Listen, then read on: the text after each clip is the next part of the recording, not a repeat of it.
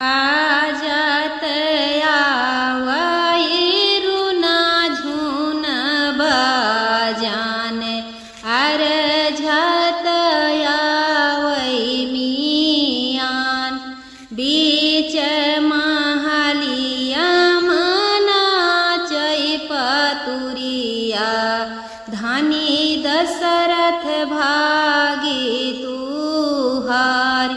जाई बराती जनकपुर पहुँची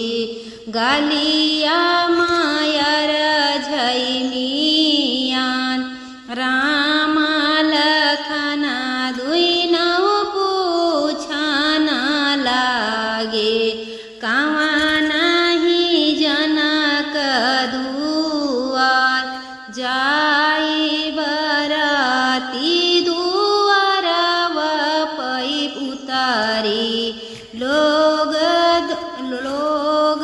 दरस के आवे लोग निहारैया रतिहा बरतिहा सासु निहारै दामाद लक्ष्मण निहारै मड़ाए पतुरिया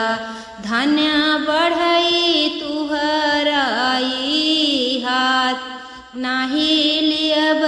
ससुरु रे या ना धाना सोनावा नाही लियब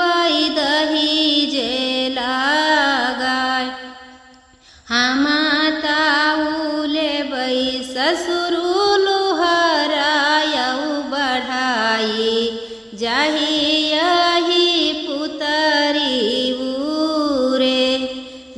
दिया बई माई दुलाहे रे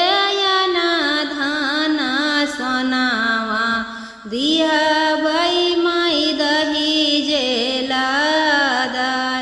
नाही दिया बई दुलाहे रे लोहारायऊ बढ़ाई जाइयही पुतरी उरे बाहिरे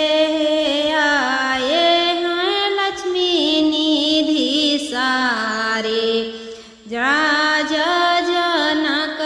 समुझावे चांद सूरज